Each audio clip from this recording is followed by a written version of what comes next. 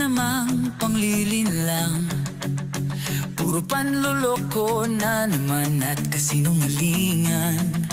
Hanggang kailan ang viewers mo ganyan? Niloloko mo lang hanggang sila'y maging mangmang. Hanggang kailan mo ba yan isasagawa? Ang pagtanggol mo diyan sa puon mo na tanga, wala lamang ginagawa kundi ang pahirapan ka sa danggal at dignidad. Pinalit mo ay pera. Mahirap talaga pag may puon kang pinoprotektahan. Tip sa'yo ay pera na kapalit naman karangalan. Hindi mo ba?